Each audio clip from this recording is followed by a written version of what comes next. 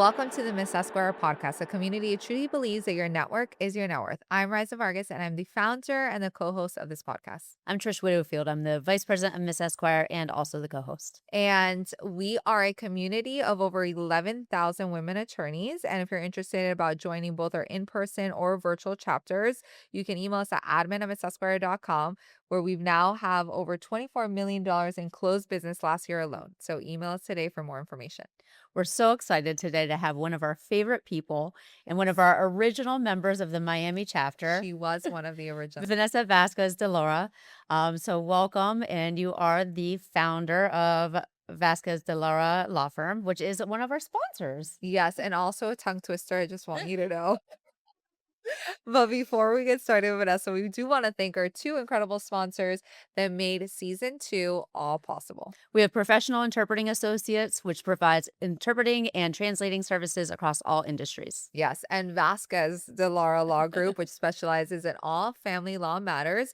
And if you didn't already know, she has a billboard. Oh, I didn't know that. You didn't know that? I see her every morning as I arrive to work. So I get to think love about it. Vanessa on my morning commute every day too now. Yay. I love it. So, we're gonna start with the question that we ask everybody.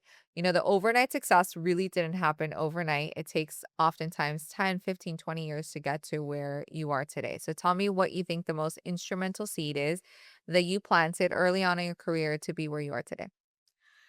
So when I started my practice, I really started it because I'd been home with the kids and I decided, you know what, I want to be able to control my own schedule. And so I went out and I got an office 1 day a week. And then I got an office for 2 days a week. And then I kind of built it from there. So I built it very organically. And one of the first things that I did early-ish on in the practice was join a networking group. I joined a BNI. And back then, I used to do probate, estate planning, and family. Oh, I didn't know that. And yes, and not everybody needs a divorce, but everybody needs a will. Yeah. So I joined for estate planning and for probate. And that was really the first time that I ever sort of spent time and effort in networking. That wasn't like a thing that I did when I was practicing, under somebody else. It's not something that a lot of associates are necessarily encouraged to do. Right. In certain types of law firms, you sort of like are required to start bringing business, but for most smaller firms, that's really not something that is like an expectation.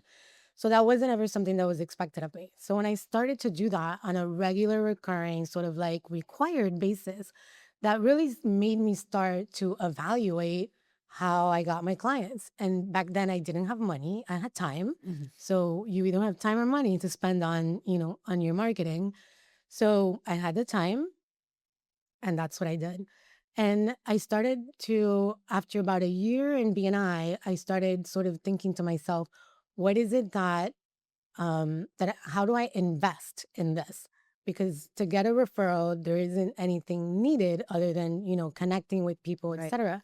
But I wanted to kind of figure out, how do I invest in this type of marketing? How do I spend money? How do I thank these people? How do I offer them something of value? I can't, if I meet with 5 different immigration attorneys, I can't send every Right. single one a case. And so that's when I started trying to sort of create value for the people that I was connecting with, that I wanted to in turn create some referral relationships.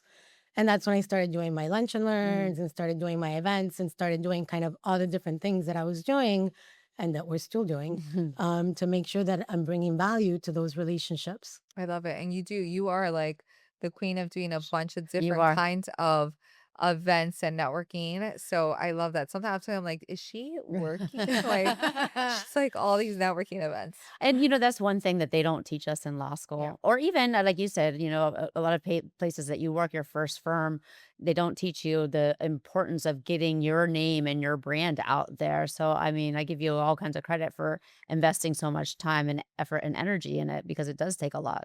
Yeah. Absolutely. No, I mean, and it's something that I feel a lot of attorneys who are very lack-minded think that if they teach their associates how to get business, then they're teaching them how to be independent and how to be able to, to do it outside of them. And that's not my mentality. If you create a fantastic place to work, they're going to bring the business in. You Yeah. want to compensate them for bringing that business in.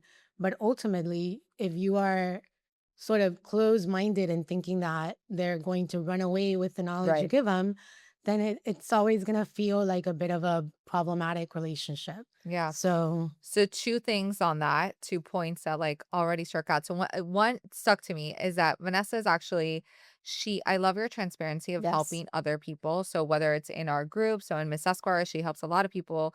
It's funny because in our Doral chapter that she's a part of, I'll oftentimes like Vanessa should be teaching this part right now, Yeah. or like other people will give examples. Like Dewey's like, oh, Vanessa told me this, so it's great. We love that. We're really helping a lot of people, like some of us that have, we have a lot less years of owning our own firm and giving us like knowledge because you don't know what you don't know until you finally go off on your own and you're like, okay, this is what we need to do, right? And like mentoring 100%. people. And I think it's so great. And one of the things that you told me when we had a conversation, we went to go eat lunch, Mm. is like, you have to think about everybody you hire, not as like a yearly thing because the money will come. You have to hire them before you have the business. Otherwise, you're like, never going to be able to grow because you're Yep. then hiring when you're super busy and then you can't keep up, right? Yep. I haven't fully learned that yet. We're in a season of I need to grow a little bit faster, but I think that's so valuable because a lot of people are scared, they're scared. But did you have somebody that helped you like when you first started? I know you pay it forward so much and I've always wondered like who kind of mentored you or did you have to learn everything kind of the hard way? So I kind of learned it on my own. I started a coaching program pretty, it's now been, I joined How to Manage a Small Law Firm in 2016. So it's going to be 10 years now. And so that was kind of pretty, I would say kind of like when my firm was kind of like becoming more like a real firm, you know? I'd had it for a few years, but in the beginning I was working like 12 hours a day. So it wasn't like a real firm. You were now open 5 days a week. Exactly. I wasn't open 5 days a week and I wasn't working 5 days a week. Right. So right when, I remember when I joined How to Manage that year before we made like 350,000. So that was like a pretty decent, a pretty decent yearly income for somebody on their own. Um, and HTM really did kind of help me to develop the knowledge.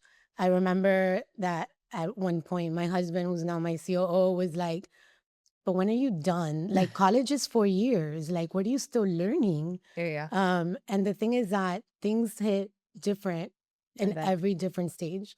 Something that you might hear when you are in a growth mode stage under 1 million is going to hit you one way. When you are in a scaling at 2 million, it hits you a different way.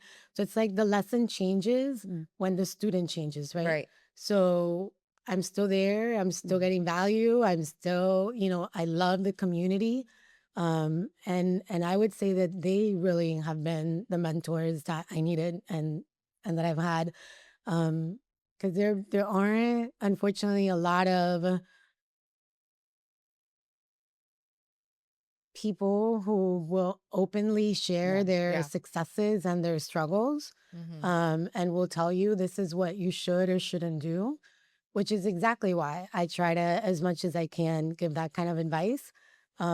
Because I do wish that I'd had somebody like that that would have poured into me. So knowing that that's not a common thing, I Yeah. love to find those people and I'll even tell them, call me in 2 months. Let's have another chat. I'm Yeah. going to give you this much now because this is as much as you can handle right now. But call me in 2 months and let's have another chat. That's 'Cause that is invaluable. so important. I think it's so good because, for me, when I first went off on my own, I decided to do a practice area that I didn't do. Like I litigated before and I was like, oh, I'm going to transactional. And I asked somebody actually from Miss Esquire. She had, her law firm in like real estate and title. And I was like, hey, this is something I want to do. Can I ask you questions? She's like, oh, come to my office. You could just sit with me all day. I was like, all right. So I went there every single day to like just watch her do her thing and just ask like the dumbest questions ever until I learned it. And I was like, I'm still so grateful. Her name is Natalie, but she's still part of our community. And I'm always like so grateful that she did that for me. And I go, why like did you help me? She's like, because I asked somebody to and they said no. And Um, she said, like, I knew that the day would come when somebody would ask me, and I was like, I was gonna be 100% all for helping that person. So I think it's so beautiful to be able to like, I don't know why people like think that there's not enough for everybody. If right. in fact we have referred a lot of business to each other, because like maybe we can't represent both sides, or one wants to be represented by another person. I've had the opportunity to send it to her. Or she's out, and so we've been able to work so much together now collaboratively, which I think is amazing. But it's an abundance mindset, like, there's enough for everybody, 100%. and Mhm. you're giving somebody else the opportunity to live their dream and provide for their family, which I think is so beautiful, and part of why I love this group so much. I mean, I'm a little bit Biased. biased, but I love people like you that make Yeah. it that make it worthwhile, like, why we Yes. do all these crazy things that we do, but, like, other people say when you're not around, a Y- lot of people are saying a lot of the feedback that you do, and you don't know how much Yeah. you impact Right. everyone's I, business, I and it's was so just great. going to say, like, you would not believe how often we use you as, An an example? example All the time. of the abundance mindset, Yeah. because it's true. I mean, if you want to know, how much you should be paying your paralegal, or should I be taking a salary, or whatever it is with, having your own firm. I mean, you have given real answers to so many people, and Yeah. it's really helped them. Yeah. Oh, you guys are So, gonna make me blush. so, You can so for pay us some, later, I'm kidding. so for somebody who's starting out, their own firm, starting brand new, what's like one of the best nuggets of advice that you give? Higher. Okay. 100% higher. Lawyers are so they're so conservative, they're so risk averse that they're, even if they have 6 months worth of living expenses, they're like, but it's not enough and I can't do this. The reality is that our attentions are limited. And when you are the person answering the Right. phone, when you're the person that's doing the bookkeeping, and you're the person doing the paralegal work, and you're the person cleaning, the table, when you're doing all those things, you can't spend your time on the best use of your time, which is going to be networking or rainmaking or doing actual legal work. So having even just a rudimentary admin person who can answer the phone and who can manage your calendar and handle low level things is so, that's so impactful. You should hire other things, yes, but if you can just start with at least an admin that can help you to see how having help can help, Mm. I think that you sort of become a believer in the fact that you should hire sooner than you think you should. Let me ask this question for my friend Riza.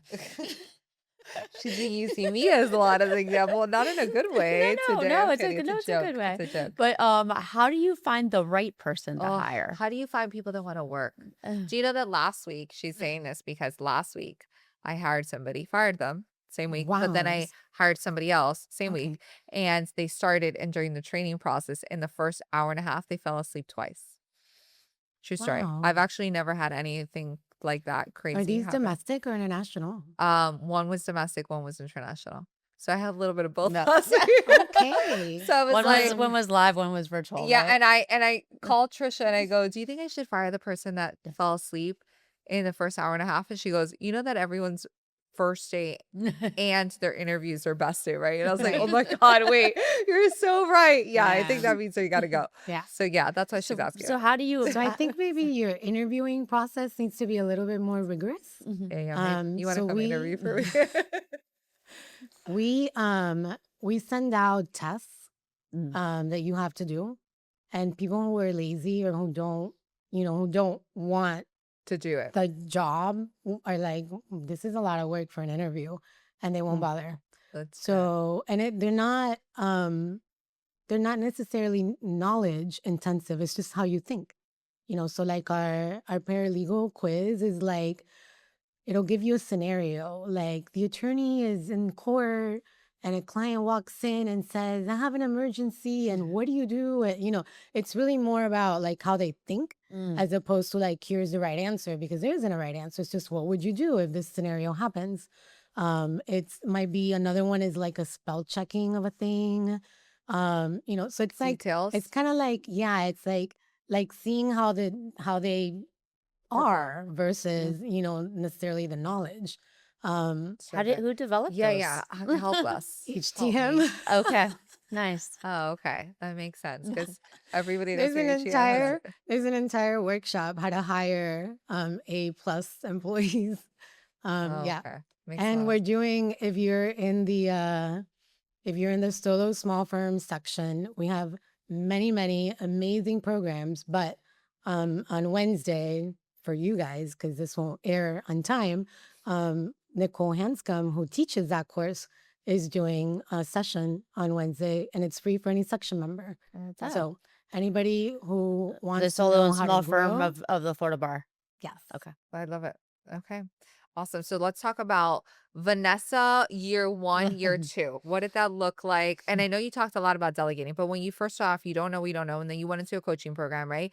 I think even for me, I did have somebody I started with. Like I started with a legal assistant. She wasn't even very legal. And it was just me and her in like a tiny room, and like I remember slowly those but days. Yes. surely you start learning more. But yes, so tell me a little bit about what your first 2 years look like when you first started your business, besides not coming in 5 days a week, but I mean, once I started coming in every day, I was the same, a tiny little office.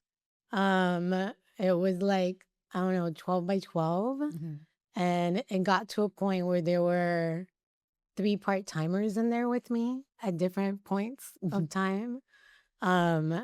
Once I joined BNI, I developed relationships with some of the other attorneys there. And that was when I was like, okay, I need a real office.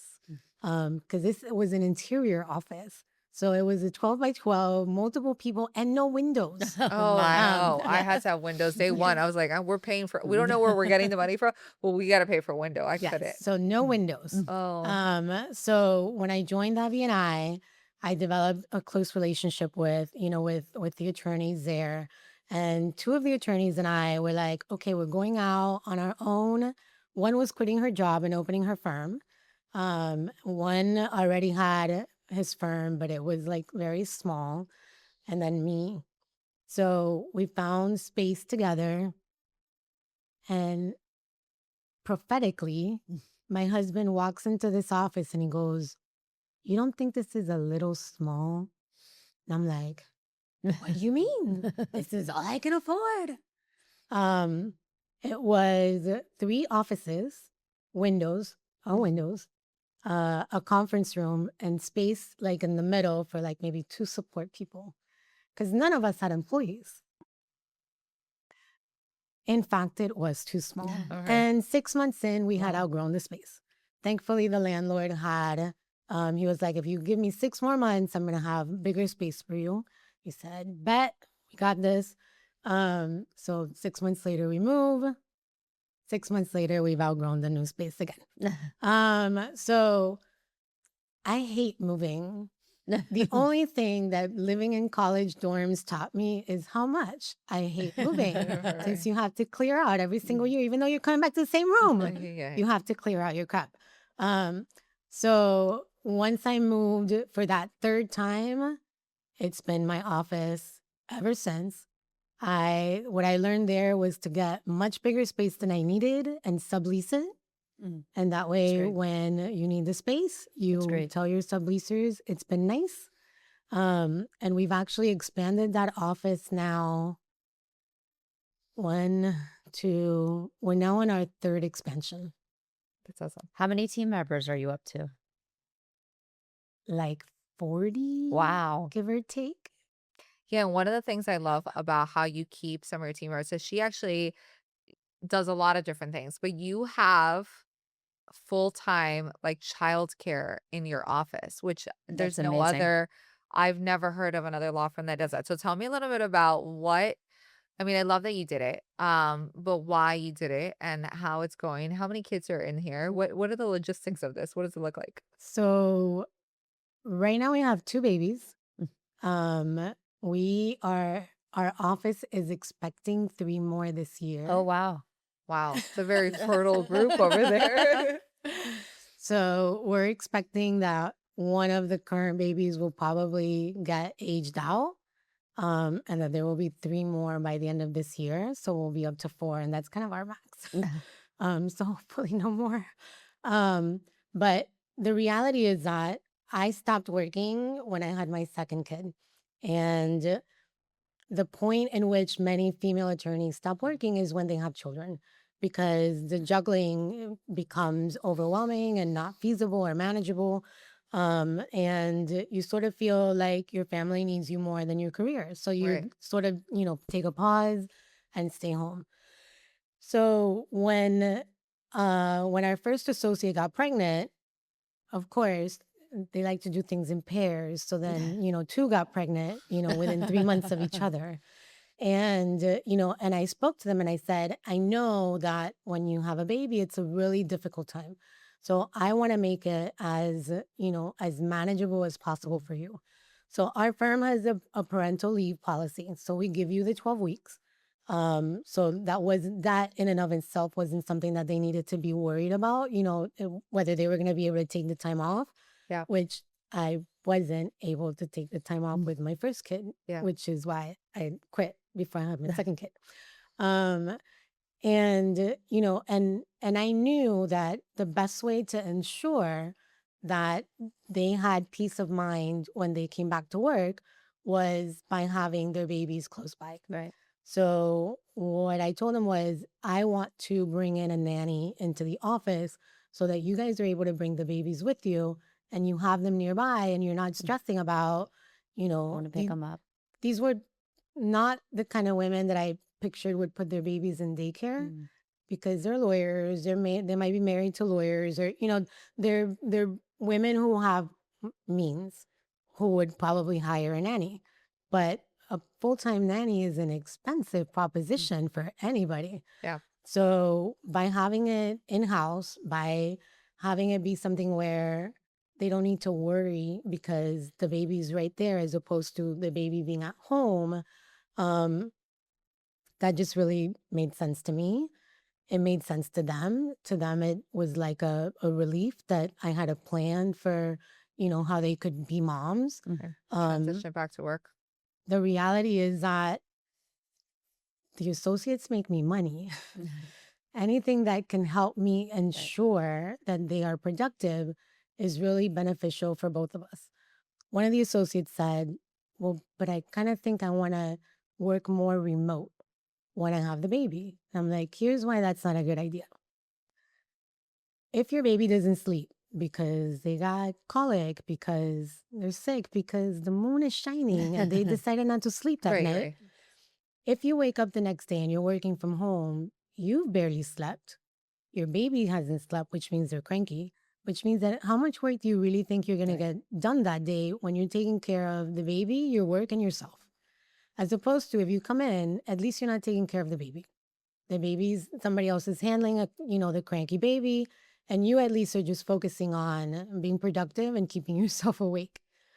And when she heard that, she was like, that makes a lot of sense. And I was like, I've been there.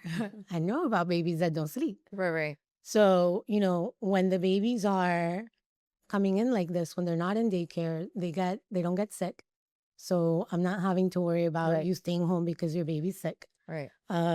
All of the different issues that you have when you have nannies and daycares that are not in-house are just alleviated. Yeah, I love that. How many babies do you guys have had through this little daycare of yours at Vanessa? So we've had 3 babies graduate. Because they graduated what, 2? 1?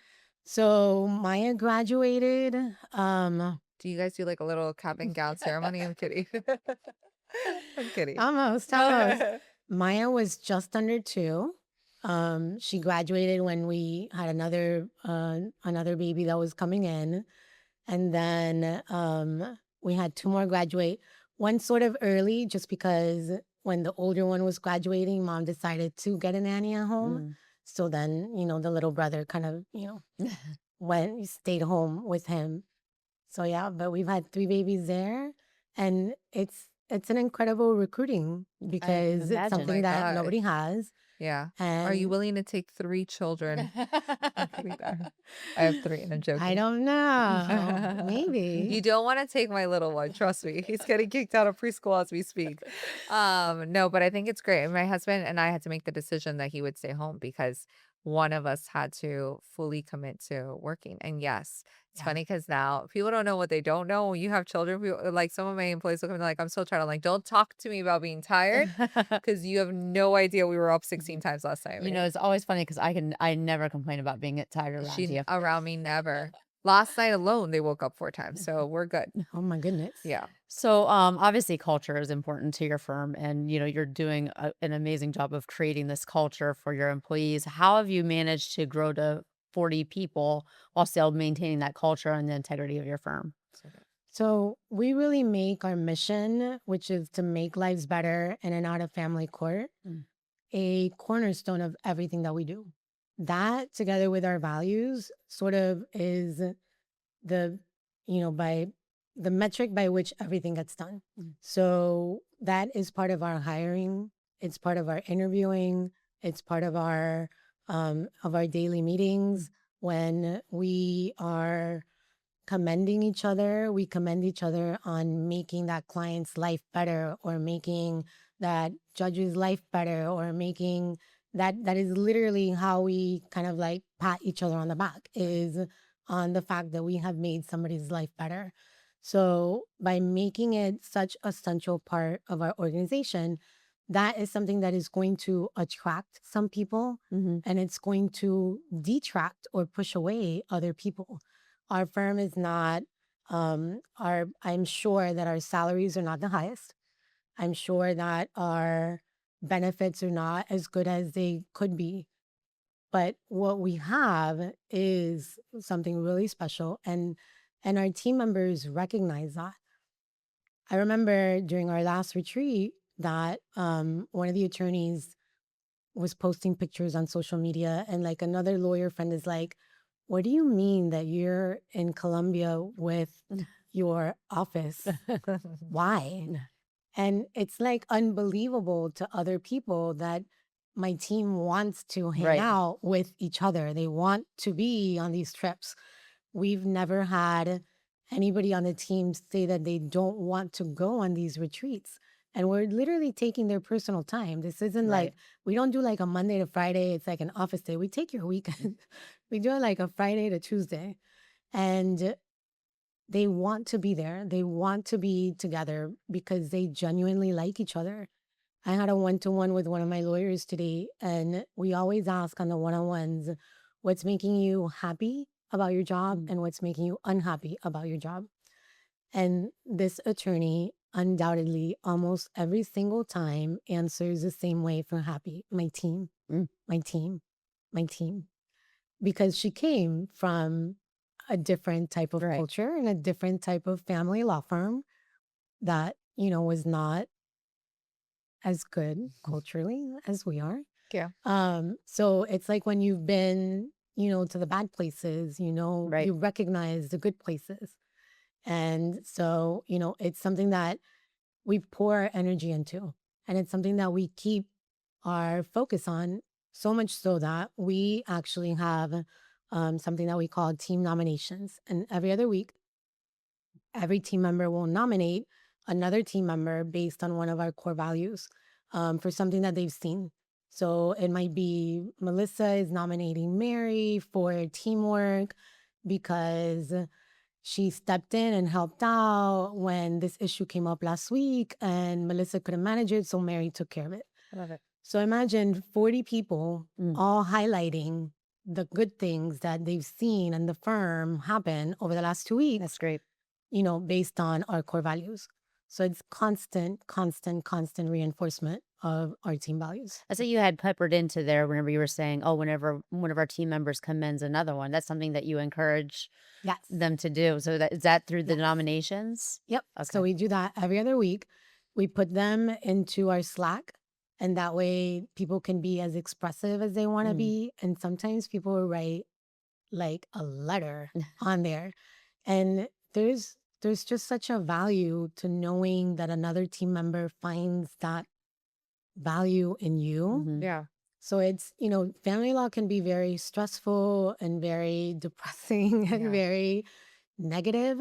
So knowing that, that the team is focusing on these positive things can just be very uplifting. I love it. And I don't know, I don't know if you know Vanessa Van Edwards. I did a presentation on her. I love her entire communication thing. She's like a genius. But one of the things she says, she always starts Mm. every single meeting at the very beginning. So they have a weekly call. And on their weekly call, they always need to talk about something positive that happened the week before.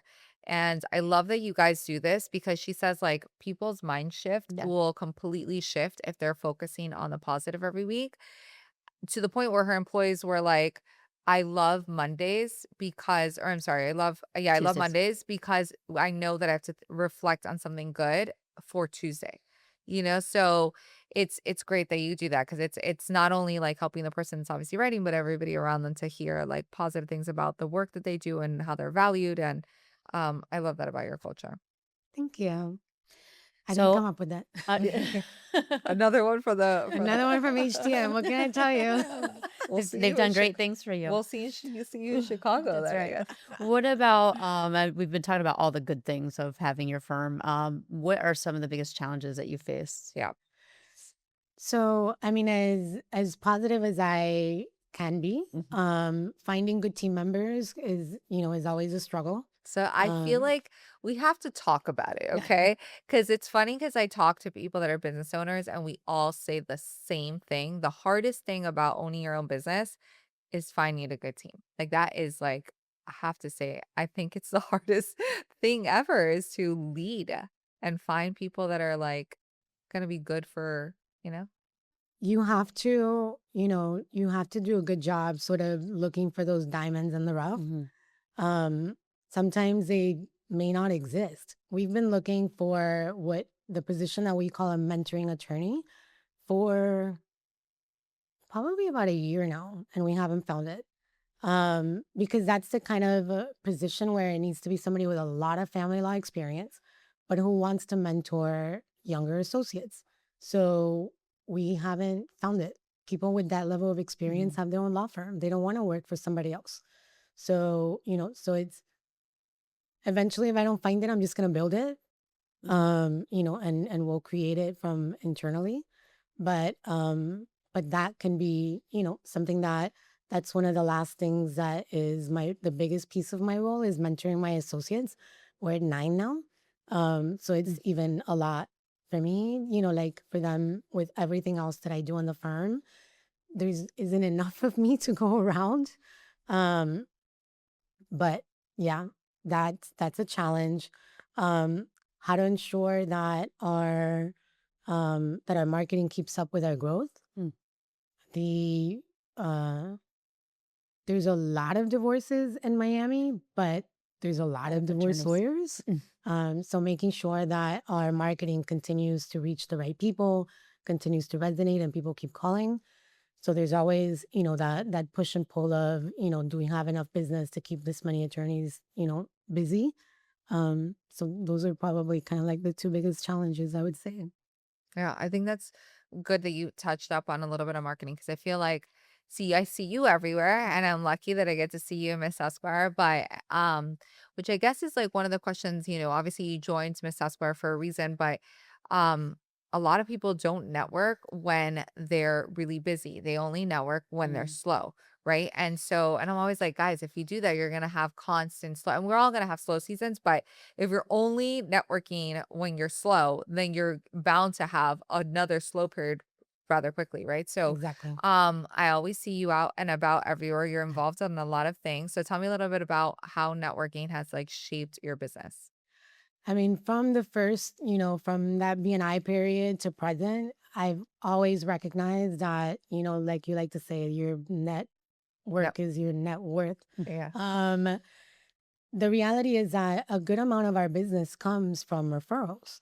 Mm. I want to say that um, I don't remember the number of total cases that came in last year, but 100 of those cases were from referrals.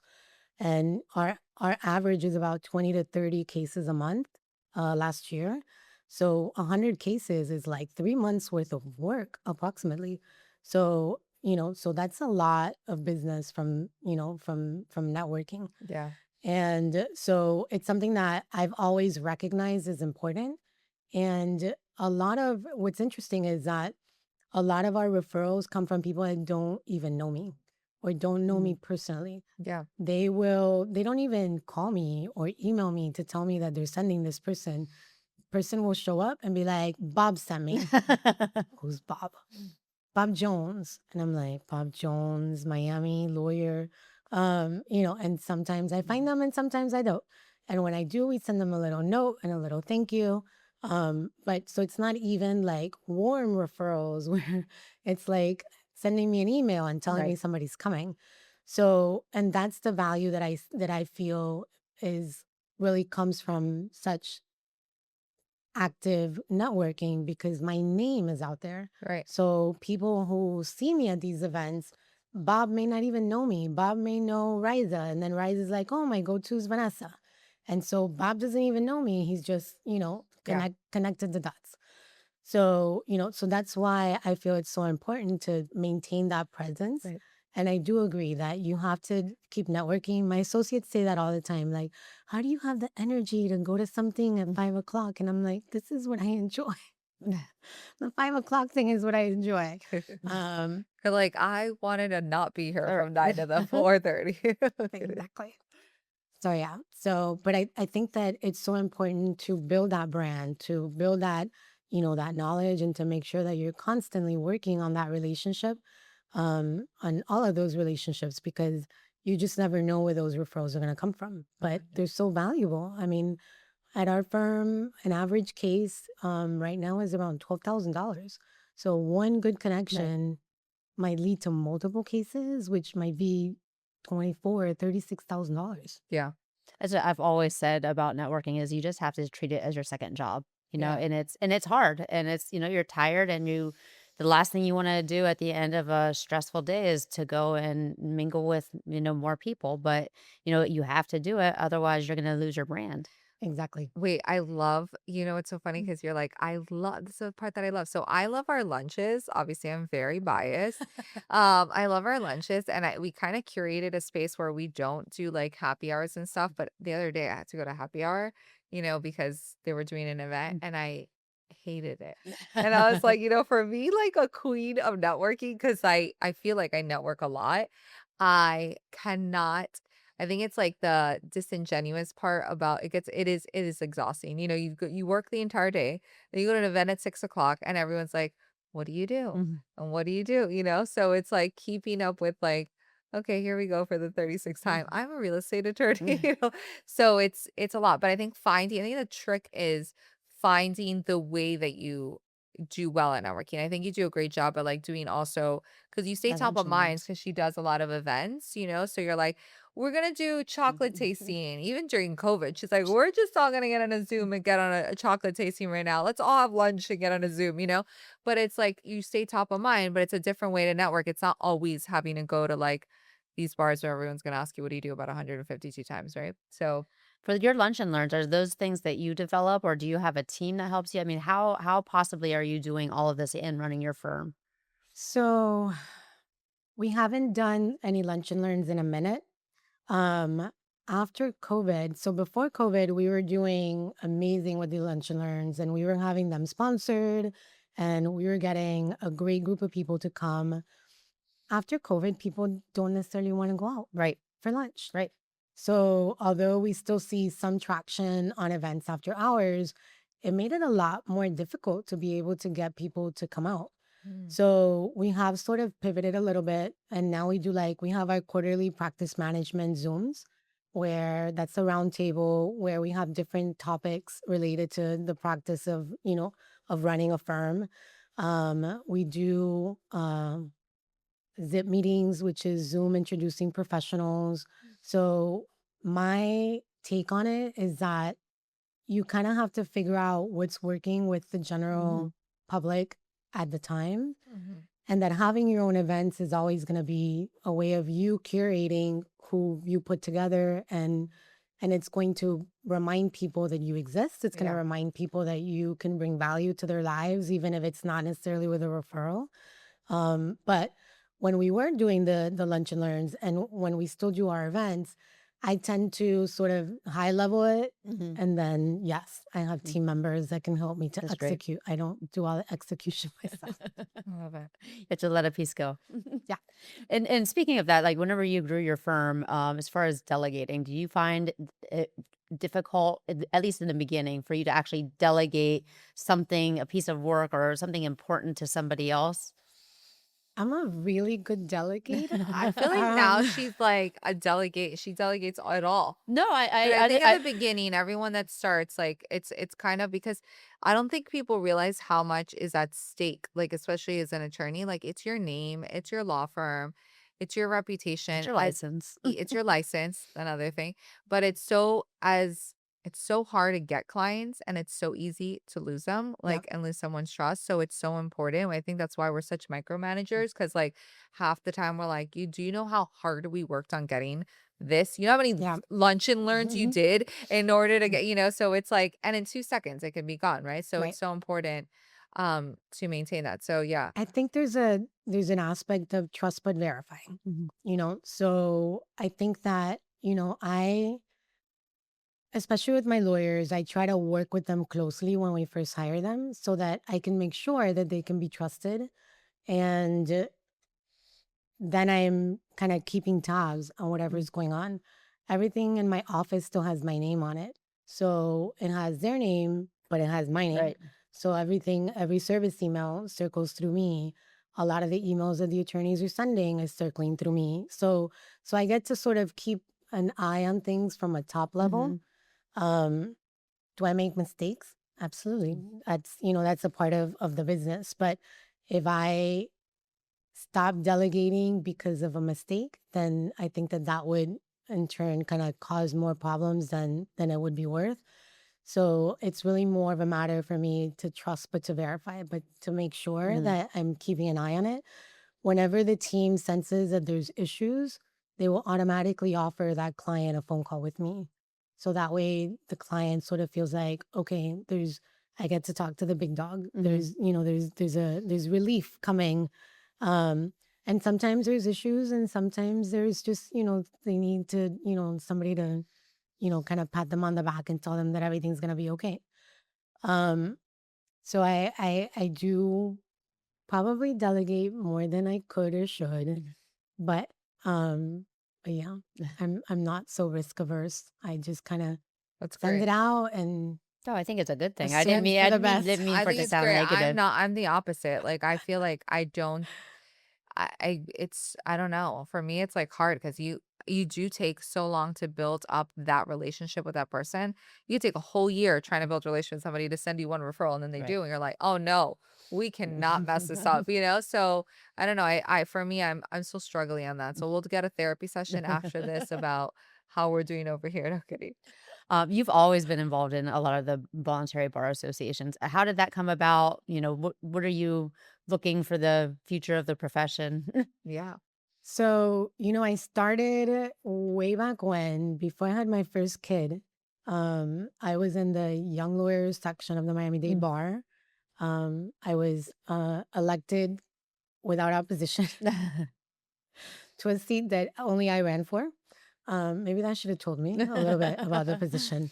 And that was such a great experience. Then I started having kids, and it was sort of a different season in my career where I couldn't be as involved as I wanted to be. But then when I opened the firm and I started, doing a little bit more, I kind of went back into getting involved again. And I'm now in the slightly inactive, but we still exist, Dominican Bar Okay. Association. Mhm. Very actively in the Coral Gables Bar, which Right. I was a president of, on the executive board of the Miami-Dade Bar, which I'm very actively connected with. And now I'm actually on the solo small firm section of the Florida Bar. And as you guys know, I'm running for board of governors. By the time this airs, we will know whether I made it or not. But I'm really excited to bring the voice of the solos and small I love firms it. to the Florida Bar because I think that we're underrepresented. Yeah. We are the largest section of attorneys in Florida, but I feel that we don't have as much representation as we could or should. Mhm. There's a lot of issues that very specifically target small and solos that aren't necessarily being discussed Yeah. because there isn't anybody bringing those issues to the forefront. So I'm hoping that I brought some of those issues a little bit to my bar work already, and I'm hoping to to continue that work and the state level. So we appreciate your service. Yeah. And well, I wanted to kind of end and like think about the future. So you've done an incredible job having a firm that has been very successful and grown it so people know you. I see you on my way to work. But tell me a little bit about what your personal and professional goals look like for the future. Our family is in a little bit of a transition. We have a high school senior Mhm. who looks poised to be a Seminole in the Okay. fall. Okay, there's still time to change in case he wants to go to UM. Okay. I'm joking.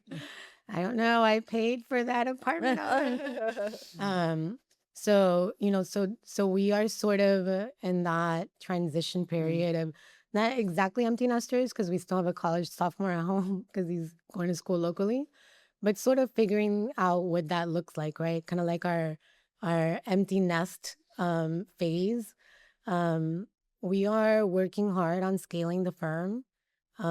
Where our next big goal is to be an 8-figure firm. We ended last year just under 5 mil. So that's kind of double where we're at now. And we're hoping to get there in the next 2 years.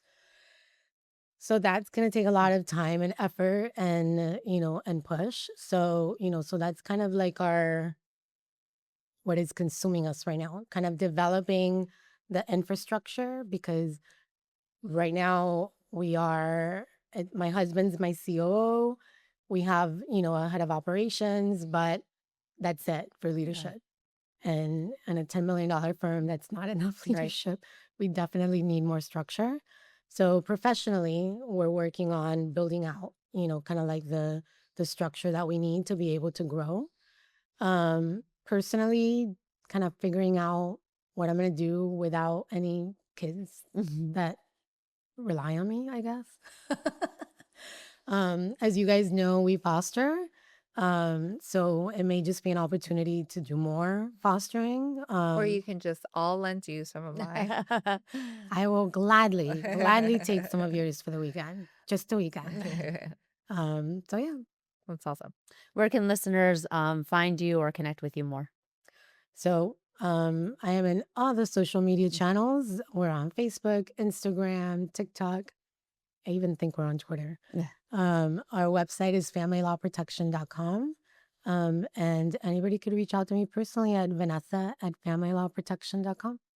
We are so happy to have you here. Yes, thank Thank you you, so much guys. for sharing all your tips and tricks. And we're excited for what the future holds. And I can't wait to see the results. I'm praying Yeah. and hoping that if it's for you, nadie te lo quita. Okay. Yeah. But And thank you for everything. And we really truly mean your name comes up so often. It's always No. positive, and it's just always, great to see you lifting others up in the profession. yeah. I Thank you, agree. ladies. So for those of you at Miss Esquire, we hope you continue to grow your network and your net worth until the next episode. Yes. And if you want to get more information on how you can get involved and be a part of our community that closed over $24 million last year, you can email us at admin@missesquire.com.